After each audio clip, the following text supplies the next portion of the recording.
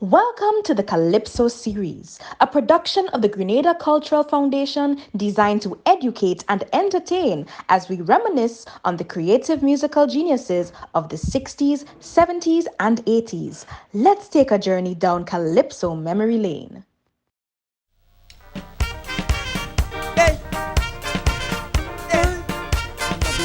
Did you feel, was the Calypso also playing on, did you perceive at the time that perhaps people were not working or producing in the way that they ought to, because you spoke about lawyers, magistrates? I remember there's a line about if you pass by the courthouse, if by chance, can you sing that?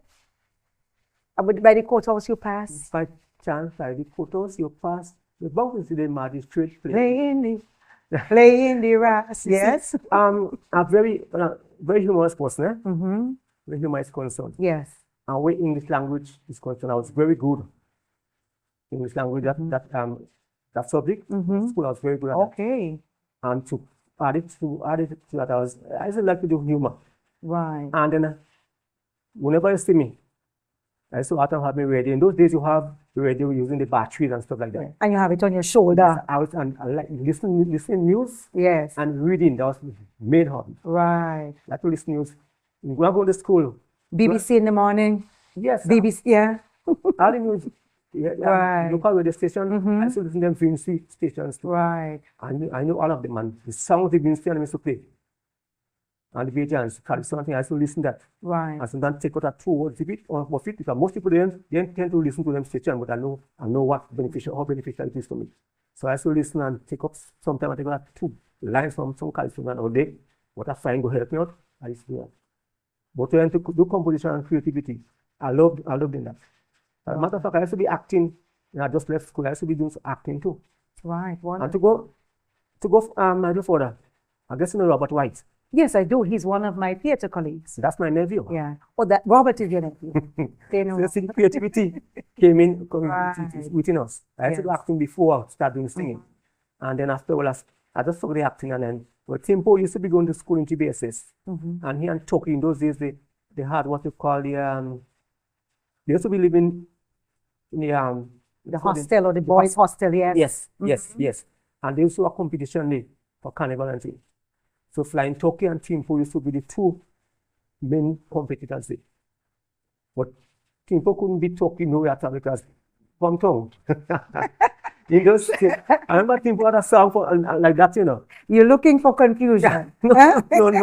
So you're saying that Turkey, my good friend, the Flying Turkey, Uh-huh. he when he burst on scene, although he and Timpo were at GBSS together, Yeah, they were hosteling together. Yes. In those days, that's a lot of history, you know. Yes. In those days, the boys would stay in, especially the ones who were coming from the rural areas and so on. They wouldn't be going back home every day. Yeah. But that also created a hub and a niche where persons can come together, even when they're competing and Yes. challenge each other. Yes. Right. So you're saying Turkey, Timpo couldn't be Turkey No, he then couldn't. because he was from Tongue. So let's go. Right. Let's continue with the story. You see, I like to humor. So just The tongue and country rivalry, it's a part of, the Grenadian, language.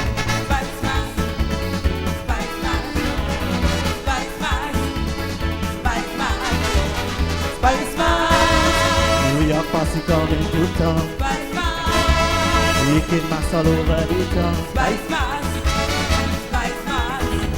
Tell them to play the way, because Carnival Day, nobody could hold back when we come on. Yeah, man.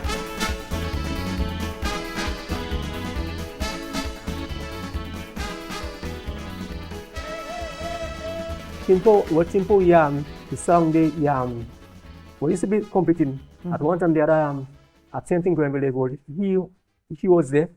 I think it was I can't remember the name of the ten, but he was one of the main artists in the ten day.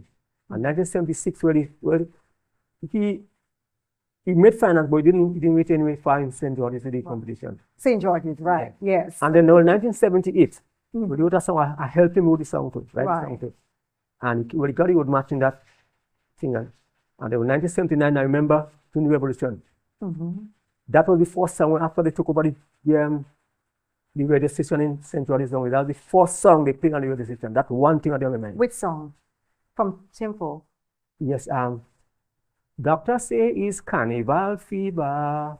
Oh God, that was Carnival Fever. That Right. sound. Yes. So the patients got sick. Yes, Take her to the doctor, but it's really carnival Carnival fever. Fever he had. Right. Yes, so Wonderful. that, yeah, I remember So that he song. had a carnival fever. Yes, Yes. yes.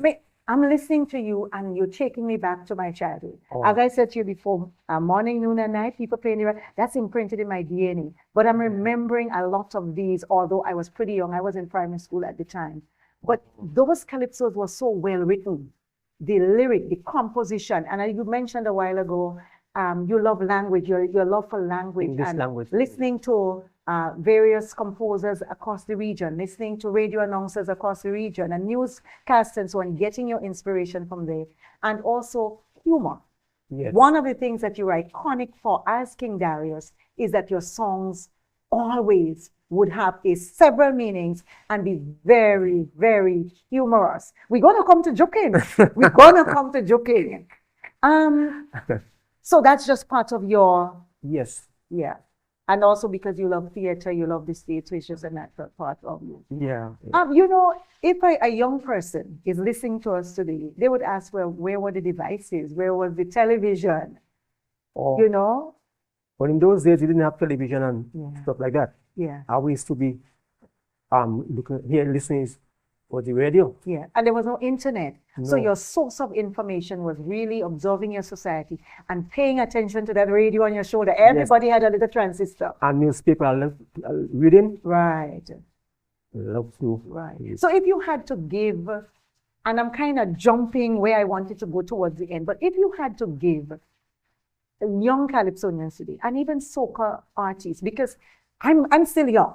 I consider myself young. But sometimes I listen to these songs that they compose, and what we expect out of a calypso, the satire, the irony, the play on words, you know, we don't really get it in the way always that we would like it to. When you come to even the soca genre, a lot of the calypso, the artists and so just tend to like to sing about women and girls. And sometimes I'm thinking, are they being mentored correctly? What would you say to them? And rum.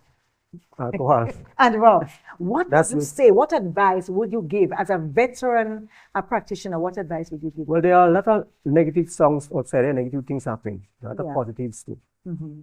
You as a person, you have your own, well, you should be judgmental Mhm. and use your discretion to know exactly, look, if you want to be at a certain level, what you should abstain from doing and what you should, well, if you want to continue that road, you know, you leave it to anything positive. So you have to concentrate, take example of the people who are in society who are able to uplift you, advise you as to what to do. Listen to positive things. Right. Do a lot of reading. Well, nowadays it's not much reading, what is phone or whatever you're And the doing. videos and the list. Yes. But people can still read. There's no reason why, because even on those mediums, people can read. Yes, yeah. But we know people tend to just do more of the listening. Yeah, Yeah. yeah. So you have to be, and then you have to move with a lot of people, different people. Right. What I do, I move with people younger than me, my age, Right. older than me. You learn. Right. Because to make songs where everybody going to like it, you have to be with the younger people, know how they operate and see what they think. People of your age, you move with them, and the older ones, you move with them too. And you listen to what they have to say and they think, and then you use that. So when you make a song, everybody, young, old, whatever, they will like you because somewhere you are doing something to please them. Wow, that's incredible. Yes. You're saying that as a Calypsonian, you're a diplomat. You immerse yourself across the society, Yes. every generation, every strata, so that you understand Uh-huh. what people are thinking, what's appealing to them, so that your Calypso would have that kind of appeal to everybody. And that therein it has that has been the cornerstone of your success, would you say? Yes. Yeah. Yeah, I don't really move with one set of people. I move with everybody. A matter of fact, most of the people here that once I should move with, most of them died already, and I just.